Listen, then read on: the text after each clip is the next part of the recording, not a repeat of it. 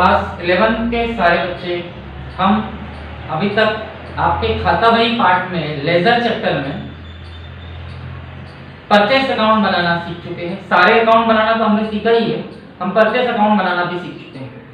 आज हम लोग इस वीडियो में सेल्स अकाउंट और कैश अकाउंट बनाना सीखेंगे, विक्रय खाता और रोकड़ खाता। ठीक है, तो आपकी बुक का पिछले वीडियो में मैंने आपको क्वेश्चन नंबर 4 और 5 और एक एग्जांपल करवाया था। आज मैं क्वेश्चन नंबर 6 करवा रहा हूँ प्रोफेसर राठी की बुक से, सेल्स अकाउंट बनाने का क्वेश्चन नंबर 6। जिनके पास ये बुक्स अवेलेबल नहीं है वो केवल सुने और समझे कि क्वेश्चन में क्या कहा गया है। आपको विक्रय खाता बनाना है, सेल्स अकाउंट। ठीक है, तो सबसे पहले आप इसका सेल्स अकाउंट यानी विक्रय खाता, और विक्रय यानी जो माल हम लोग खरीद के लाते थे उसे हम लोग अब बेचेंगे। और आप जानते हो कि जनरल एंट्री करते समय बेचे गए माल को, बेचे गए गुड्स को हम सेल्स अकाउंट के शो करते हैं। और सेल्स हमेशा क्रेडिट होता है क्योंकि ये हमारे बिजनेस से बेचकर जा रहा है और जाने वाले माल को, जाने वाले गुड्स को हम क्रेडिट करते हैं। ठीक है, तो सभी एंट्रीज में जनरल एंट्री तो पहले करनी पड़ेगी।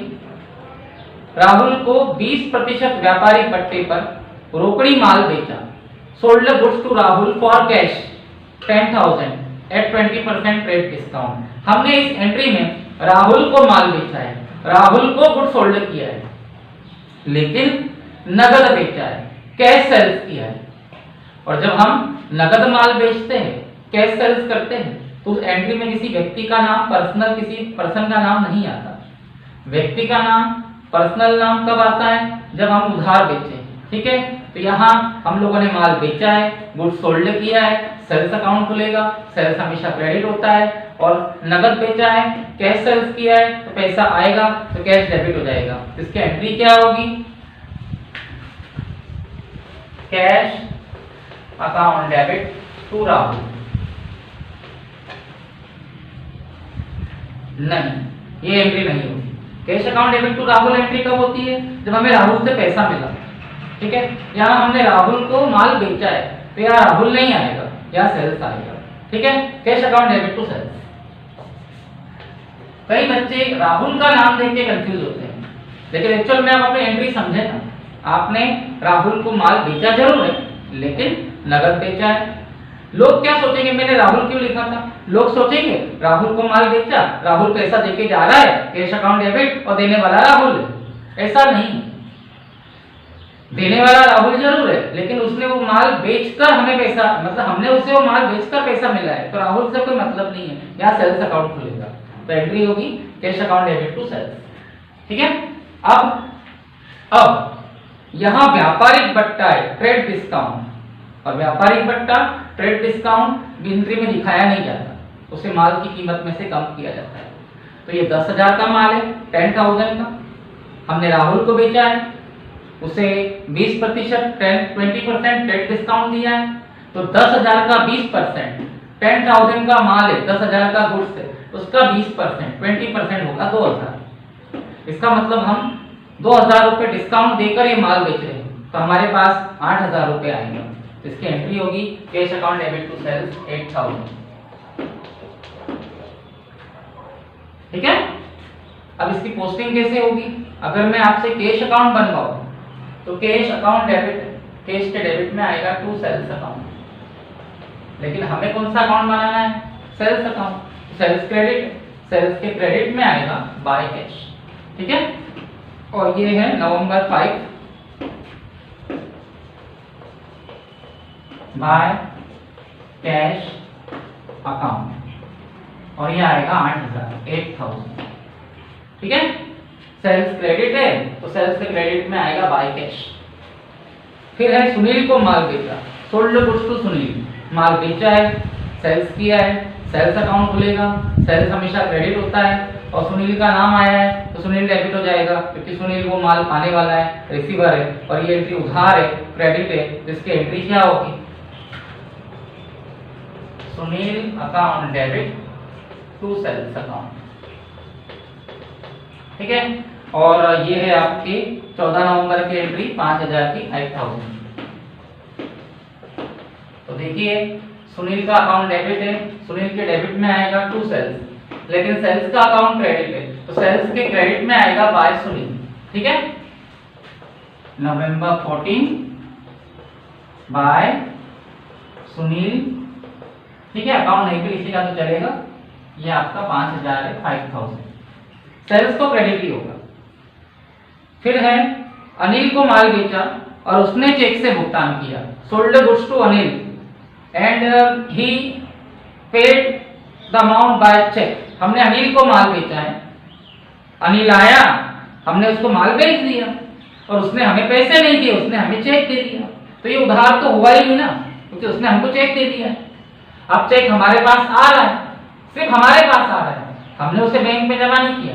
और मैंने आपको सिखाया था जनरल एंट्री में कि अगर हमें किसी से चेक मिला तो उसे कैश मान लिया जाता है। ठीक है, इसका मतलब सीधे सीधे हमने ये माल नगद बेचा है, कैश सेल्स किया है, कैश अकाउंट डेबिट, पैसा आया, वैसे पैसा नहीं आया, उससे चेक आया, लेकिन चेक को कैश मान लिया जाता है जब चेक हमारे पास आता है, cash account debit to sales, क्योंकि हमने माल बेचा है। ठीक है,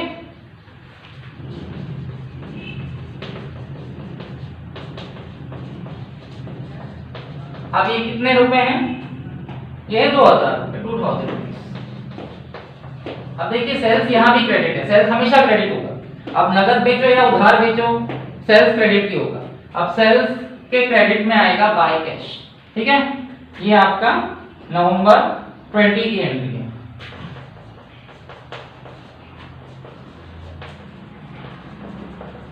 और ये जो है ये 2000 रुपए, 2000। ओके, उसके बाद है नगद माल बेचा, कैश सेल्स किया, सेम एंट्री होगी, cash account debit to sales.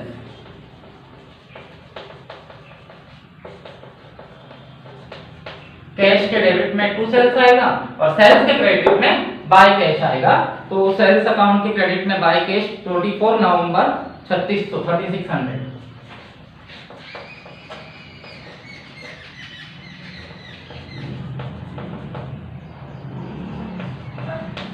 और उसके बाद लास्ट एंट्री है कमल को उधार माल बेचा, sold goods to Kamal on credit. Kamal को माल बेचा है तो सेल्स तो क्रेडिट ही होगा, कमल डेबिट हो जाएगा। ठीक है, Kamal account debit to sales, Kamal account के डेबिट में आएगा टू सेल्स और सेल्स अकाउंट के क्रेडिट में आएगा बाय कमल। इधर आ जाएगा सेल्स के क्रेडिट में बाय कमल 28 नवंबर।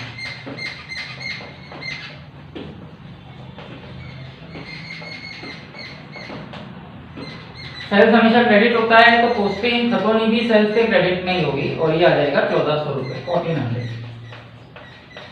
अब बैलेंस कैसे निकलेगा? मैंने बताया था कि अकाउंट्स के दोनों साइड का टोटल सेम होना चाहिए। तो इधर का टोटल अगर आप लगाए, ठीक है, तो ये आ जाएगा 20,000। देखिए 8 और 5 13 और 2 15 और 3 18 और 1 19 और 20,000 20,000 आ गए। तो यहाँ का टोटल भी 20,000 20,000 आना चाहिए और यहाँ 20,000 20,000 नहीं है, मतलब यहाँ 20,000 20,000 कम पड़ रहा है। और जब यहाँ पैसा कम पड़ेगा तो आपको पूरा 20,000 यहाँ फिलअप करना पड़ेगा। और नवंबर की 30 तारीख को, महीने की लास्ट तारीख को, ये आपका बैलेंस होगा टू बैलेंस कैरी डाउन। जब पहली बार बैलेंस आता है तो कैरी डाउन, ठीक है। और नवंबर के बाद दिसंबर आता है तो 1 दिसंबर को यही बैलेंस इधर ट्रांसफर हो जाएगा 1 दिसंबर, टू बैलेंस कैरी डाउन बन जाएगा बाय बैलेंस ब्रॉट डाउन, ठीक है। और क्रेडिट साइड बड़ी है, क्रेडिट का टोटल ज्यादा है तो ये क्रेडिट बैलेंस माना जाएगा। मैंने आपको बैलेंस निकालना सिखाया था कि दोनों साइड का टोटल सेम होना चाहिए और जिस तरफ टोटल कम पड़ रहा है उस तरफ आपका बैलेंस आएगा, ठीक है। क्रेडिट का टोटल ज्यादा है, डेबिट में टोटल कम पड़ रहा है, बैलेंस डेबिट की तरफ आएगा, लेकिन वो कहलाएगा क्रेडिट बैलेंस क्योंकि क्रेडिट का टोटल ज्यादा है। फिर अगले महीने की शुरुआत में वो बैलेंस यहाँ चला जाएगा, ठीक है। इस टाइप से आप अपना सेल्स अकाउंट बनाते हैं। अब हम कैश अकाउंट बनाने की कोशिश करेंगे, ठीक है। अब हम आपकी बुक का क्वेश्चन नंबर 12, राठी की बुक का क्वेश्चन नंबर 12 करेंगे। यहाँ हमें रोकड़ खाता बनाना है, कैश अकाउंट, ठीक है। अब सबसे पहली बात तो आप ध्यान रखना, कैश अकाउंट में केवल कैश ट्रांजैक्शन, नगद व्यवहार आएंगे। और कैश का सिस्टम क्या होता है जनरल एंट्री में आप सीख चुके हो। जब कैश आती है तो कैश अकाउंट डेबिट होता है और जब कैश जाती है तो कैश अकाउंट क्रेडिट हो जाता है, ठीक है। तो सबसे पहले है व्यापार शुरू किया, started business with cash by Mohan. Mohan नाम के एक व्यक्ति ने बिजनेस स्टार्ट किया है। तो सबसे पहले आप अपने आप को मोहन सपोज करें कि मैं मोहन हूं और मैंने बिजनेस चालू किया है। और बिजनेस चालू करने की एंट्री क्या होती है, आपको पता है कि जब आप कैश लगाकर व्यापार बिजनेस चालू करते हो तो कैश आपके बिजनेस में आएगा, cash account debit.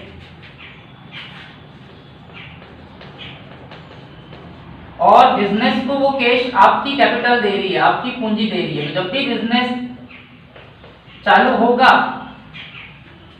Cash business में आएगा और वो आपके बिजनेस को आप दे रहे हो और आपके द्वारा दिया हुआ कैश कहलाएगा कैपिटल। ठीक है, ये एंट्री होगी।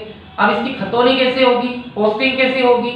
आप लोगों ने 1 जनवरी के दिन इसकी पोस्टिंग कैसे करना है? कैश अकाउंट डेबिट है तो कैश अकाउंट के डेबिट में यानी इस तरफ आएगा टू कैपिटल अकाउंट।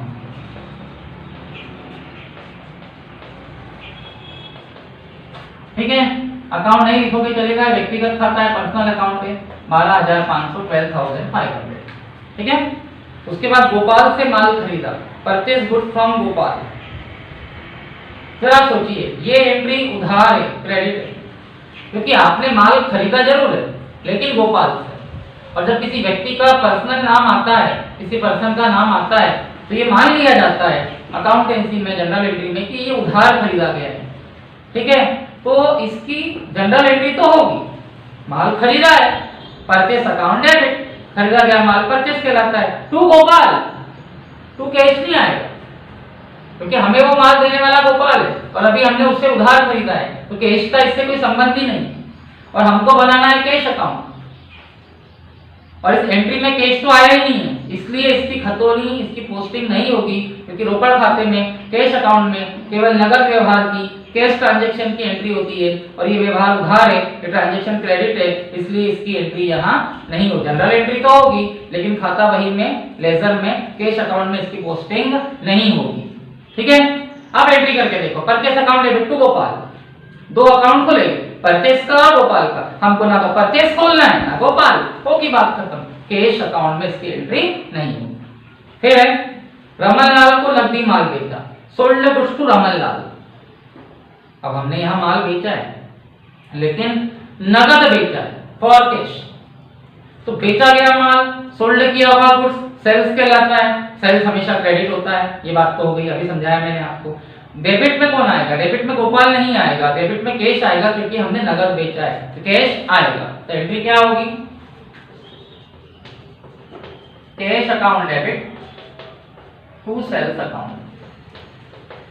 अब कैश डेबिट है तो कैश के डेबिट में आएगा टू सेल्स, कैश डेबिट है, कैश के डेबिट में आएगा टू सेल्स। तो ये है 10 तारीख की एंट्री, 600 रुपए 600। ठीक है, कैश के डेबिट में आएगा टू सेल्स अकाउंट।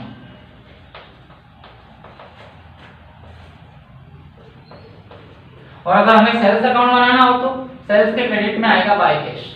ठीक है, हमने सेल्स अकाउंट अभी बनाया है।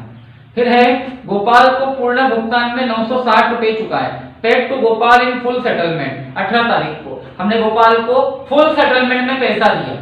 अब सबसे पहली बात तो ये कि हमने गोपाल को पैसे क्यों दिए, क्योंकि हमने उससे उधार माल खरीदा था, क्रेडिट गुड्स परचेस किया 5 तारीख के दिन 1000 का, और हमने उसे पूर्ण भुगतान में, फुल पेमेंट में 960 रुपए दिए, मतलब 40 रुपए कम दिए।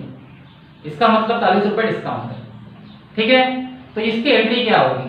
गोपाल को पैसे दिए, गोपाल को कैश दिया, गोपाल कैश पाने वाला है, रिसीवर है, रिसीवर को डेबिट करते हैं तो कैश क्रेडिट हो जाएगा क्योंकि कैश हमारे पास से जा रहा है। ठीक है, इसकी एंट्री होगी Gopal account debit to cash. और हमने उससे 1000 रुपए का माल खरीदा था लेकिन उसे दे रहे हैं 960, मतलब 40 रुपए हमारा फायदा है, डिस्काउंट है। और डिस्काउंट जब फायदा होता है तो फायदा प्रॉफिट क्रेडिट होता है और वो कैश के साथ जाएगा to cash account to discount account. अब हमने गोपाल को पेमेंट कितना किया? 960, 40 रुपए क्या है? डिस्काउंट है, तो गोपाल में कितना आएगा? 1000, दिया तो 960 है। अब इसकी पोस्टिंग कैसे होगी? जब आप गोपाल का अकाउंट बनाओगे तो उसमें आएगा 2 कैश और 2 डिस्काउंट। लेकिन आपको कौन सा अकाउंट बनाना है? कैश। तो कैश क्रेडिट है, तो कैश के क्रेडिट में आएगा बाय गोपाल, ठीक है। और आंकड़ा आएगा 960 क्योंकि आपने उसको 960 रुपए ही दिया है, ठीक है। तो इसकी एंट्री होगी 18 तारीख 18 जनवरी बाय गोपाल 960, ठीक है। उसके बाद नगद माल खरीदा, परचेज गुड फॉर कैश। आप जानते हो कि जब नगद माल खरीदते हो, परचेज करते हो तो परचेज अकाउंट खुलता है, परचेज हमेशा डेबिट होता है। तो एंट्री क्या होगी? Purchase account debit to. आपने माल नगद खरीदा है, कैश परचेज किया है, तो आपके पास से पैसा जाएगा टू कैश। और ये आपकी 20 तारीख की एंट्री है 1500 रुपए की, 1500 रुपीज की। अब यहाँ परचेस अकाउंट नहीं बनाना है। अगर परचेस अकाउंट बनाना होता तो परचेस अकाउंट के डेबिट में आता टू कैश अकाउंट। हमें कैश अकाउंट बनाना है, तो कैश क्रेडिट है, तो कैश के क्रेडिट में आएगा बाय परचेस, ठीक है। जनवरी 20 बाय परचेस अकाउंट, शॉर्टकट लिख रहा हूं मैं, और ये आ जाएगा आपका 1500 रुपए, 1500। लेखन सामग्री खरीदी, परचेज स्टेशनरी। स्टेशनरी खरीदना हमारे बिजनेस के लिए एक व्यय है, एक खर्चा है, और खर्चा हमेशा डेबिट होता है, ठीक है। तो स्टेशनरी कोई माल नहीं है, ये तो एक वस्तु है, ये तो एक आइटम है। इसकी एंट्री क्या होगी? शॉर्टकट में लिख रहा हूं मैं, stationery account debit to cash, क्योंकि स्टेशनरी खरीद के आपके पास से पैसा जाएगा, इसलिए टू कैश। अब कैश क्रेडिट है तो कैश के क्रेडिट में आएगा बाय स्टेशनरी, ठीक है। और ये है आपका 25 तारीख 25 जनवरी बाय स्टेशनरी, शॉर्टकट लिख रहा हूं। ये है 25 रुपीज, ठीक है। उसके बाद है वेतन चुकाया, सैलरी दी। एंट्री बताइए, सैलरी दी, सैलरी खर्चा है, सैलरी अकाउंट डेबिट, क्योंकि खर्चा हमेशा डेबिट होता है।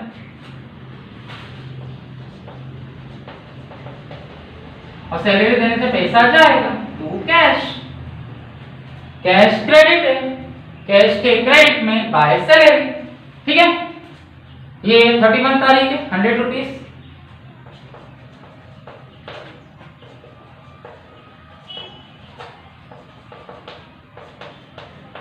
ठीक है। उसके बाद किराया दिया, रेंट दिया, रेंट देने से पैसा जाएगा, रेंट हमारा खर्चा है, खर्चा होगा debit, rent account debit to cash, cash credit है, कैश के क्रेडिट में आएगा बाय रेंट, सैलरी दी बाय सैलरी, किराया दिया, रेंट दिया, बाय रेंट,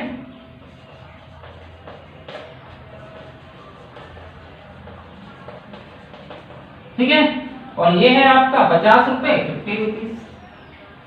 बैंक में जमा किया, डिपॉजिट इन बैंक, बैंक में आपने पैसा जमा किया है। मैंने बताया था आपको कि जब आप बैंक में पैसा जमा करोगे तो बैंक बढ़ जाएगा, और बैंक जब बढ़ता है उसको डेबिट करते हैं। तो एंट्री क्या होगी? बैंक अकाउंट डेबिट, और आपने पैसा जमा किया है तो आपके पास से पैसा जाएगा टू कैश। पोस्टिंग कैसे होगी? बैंक डेबिट है तो बैंक के डेबिट में आएगा टू कैश, लेकिन कैश क्रेडिट है तो कैश के क्रेडिट में आएगा बाय बैंक, ठीक है।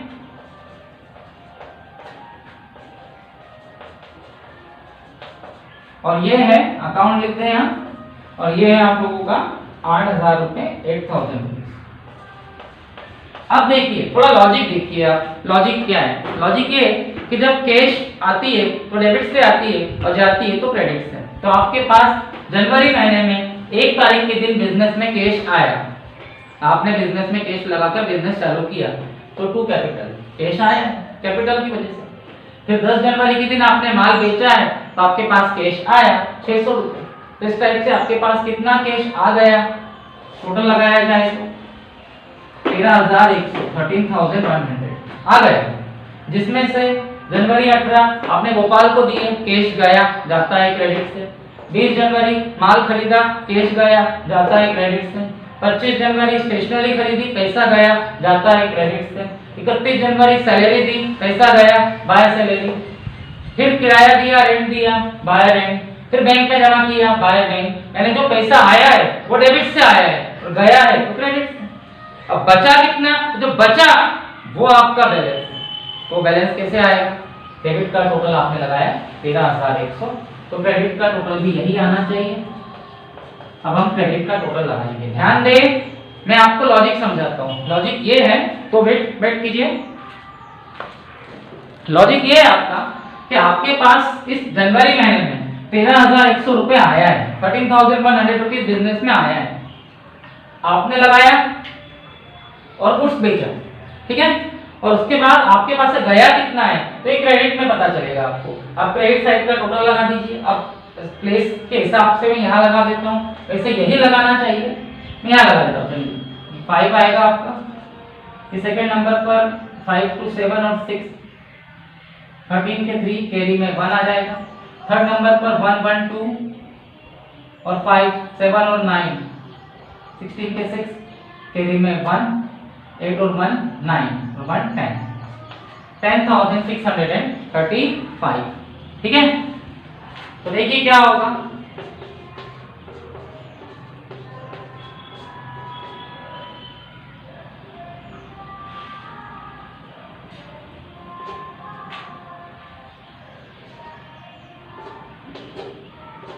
₹2,465 ये आपका बैलेंस आएगा। कैसे कैसे आएगा, मैंने डेबिट का टोटल लगाया 13,100, 13,100, यानी इतना पैसा मेरे पास आया है। उसमें से क्रेडिट का टोटल लगाया 10,635, 10,635। डेबिट में आपके पास 13,100, 13,100 रुपीज आया है और क्रेडिट में 10,635, 10,635 रुपीज खर्चा हो गया, तो आपके पास बचा कितना, 2,465, ये आपका बैलेंस है। यानी जनवरी महीने की 31 तारीख को, 31 जनवरी के दिन आपके अकाउंट में कैश बचेगा बाय बैलेंस कैरी डाउन 2,465, 2,465 रुपए। ये बैलेंस कैसे निकाला, डेबिट का टोटल ज्यादा था, डेबिट के टोटल में से क्रेडिट का टोटल माइनस किया और दोनों साइड इक्वल आनी चाहिए, तो जहां कम पड़ रहा है वहां बैलेंस पुट किया जाएगा, क्रेडिट साइड में बैलेंस कम पड़ रहा है। और लॉजिक ये बोलता है कि 13,100, 13,100 आपके पास आया और 10,635, 10,635 गया, तो आए हुए पैसे में से गया हुआ पैसा माइनस करके आपका बैलेंस आ गया।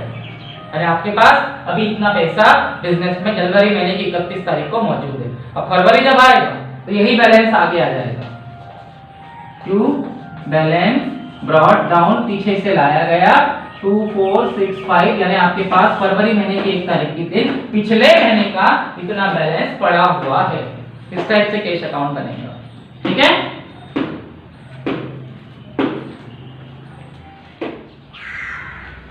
चलिए हम अगला क्वेश्चन कर रहे हैं, वो भी कैश अकाउंट का ही है। आपकी बुक का क्वेश्चन नंबर अभी जो हमने किया ये 12 था, अब हम 13 क्वेश्चन कर रहे हैं। 13 क्वेश्चन करने के बाद आप अपनी तरफ से सेल्फ, जिनके पास ये बुक है, example number 13, example number 13 self करने की कोशिश करना। एक प्रैक्टिस होगी, ये आपके लिए एक असाइनमेंट हो गया, ठीक है। एग्जाम्पल नंबर 13 आप लोग करोगे, मैं ऑलरेडी समझा दूंगा। क्वेश्चन नंबर 13, कैश अकाउंट बनाना है। कैश इन हैंड, रोकड़ हाथ में, अगस्त 1 ये एंट्री है। कैश इन हैंड, रोकड़ हाथ में का मतलब होता है कि आपके पास ये पैसा ना कहीं से आया है और ना किसी ने आपको दिया है, ये आपके पास पहले से पड़ा हुआ है, ठीक है। कैश में पिछले महीने जो आपने खर्चा किया था, खर्चा करने के पास वो आपके पास बच गया तो इस महीने की शुरुआत आप उसी से करोगे। तो रोकड़ हाथ में, कैश इन हैंड का मतलब होता है ये पिछले महीने का बचा हुआ पैसा है जिसे आप डेबिट में दिखाओगे, क्योंकि कैश का हमेशा डेबिट बैलेंस होता है, क्योंकि कैश हमारी संपत्ति है, असेट्स है। तो ये अगस्त 1, इसकी जनरल एंट्री नहीं होगी। अब आप बोलेंगे जनरल एंट्री क्यों नहीं होगी, क्योंकि इसके कोई दो प्रभाव, दो इफेक्ट पड़ना ही नहीं है ना। ये वो कैश है जो आपके पास पिछले महीने का बच गया, तो इसको बैलेंस के रूप में दिखाएंगे और कैश का हमेशा डेबिट बैलेंस होता है तो डेबिट में ही आएगा। टू बैलेंस ब्रॉट डाउन, पुराना बैलेंस है, पीछे से लाया है तो ब्रॉट डाउन, ठीक है। और ये है आपका 16,000 रुपीज। उसके बाद रोकड़ क्रय किया, कैश परचेस किया। जब हम माल खरीदते हैं, गुड्स परचेस करते हैं तो परचेस अकाउंट डेबिट होता है। एंट्री होगी परचेस अकाउंट डेबिट और पैसा जाएगा तो टू कैश। तो परचेस के डेबिट में टू कैश, कैश के क्रेडिट में बाय परचेस। ठीक है, ये आप लोगों की 6 तारीख अप्रैल है, सॉरी अगस्त नहीं है, ये अप्रैल है। 6 अप्रैल 6 अप्रैल कैश के क्रेडिट में बाय परचेस अकाउंट आएगा और ये है आप लोगों का 12,000 ठीक है। उसके बाद रोकड़ी विक्रय कैश सेल्स, आपने नगद माल बेचा है, पैसा आएगा, सेल्स क्रेडिट हो जाएगा, कैश डेबिट हो जाएगा। तो एंट्री क्या होगी? Cash account debit to sales, cash के डेबिट में टू सेल्स। ठीक है, और हमें बनाना है कैश अकाउंट। 10 अप्रैल 18,000 कैश के डेबिट में आएगा टू सेल्स अकाउंट 18,000। उसके बाद निजी व्यय हेतु निकाले विड्रॉ फॉर पर्सनल यूज। मैंने बताया था कि बिजनेस से पर्सनल यूज के लिए पैसा निकाला जाता है तो उसे हम ड्राइंग बोलते हैं। और ये बिजनेस की हानि है, लॉस है, लॉस हमेशा डेबिट होता है, पैसा जा रहा है तो कैश हो जाएगा क्रेडिट। तो एंट्री क्या होगी? Drawings account debit to cash account. अब कैश क्रेडिट है तो कैश के क्रेडिट में आएगा बाय ड्राइंग्स। ठीक है, तो ये है आप लोगों का 15 तारीख 15 अप्रैल कैश के क्रेडिट में आएगा बाय ड्राइंग्स अकाउंट और ये है आप लोगों का 3,000। उसके बाद ये कार्यालय व्यय दिया पेड ऑफिस एक्सपेंसेस में इसकी जनरल एंट्री नहीं कर रहा हूं भाई। व्यय एक्सपेंसेस खर्चा है, हमेशा डेबिट होता है तो एंट्री क्या होगी? चलिए कर ही देता हूं। ऑफिस एक्सपेंसेस अकाउंट डेबिट और ऐसा करने से पैसा जाएगा तो टू कैश, कैश क्रेडिट है, कैश के क्रेडिट में बाय ऑफिस एक्सपेंसेस। खत्म बात। ये आ जाता है 18 अप्रैल 18 अप्रैल बाय ऑफिस एक्सपेंसेस अकाउंट 1500 रुपए 1500। उसके बाद वेतन चुकाया, सैलरी दी 30 अप्रैल 2000 रुपए। ठीक है, salary account debit to cash, खर्चा हमेशा डेबिट होता है, सैलरी के डेबिट में टू कैश और कैश के क्रेडिट में बाय सैलरी। ठीक है, ये आ गया आपका बाय सैलरी। ठीक है ना, यू। अब देखिए कैश आता है डेबिट से, पहले से पड़ा हुआ है बैलेंस 16,000 16,000। आपने माल बेचा, गुड्स सोल्ड किया, आया 18,000 18,000। तो आपके पास टोटल कितना पैसा आ गया?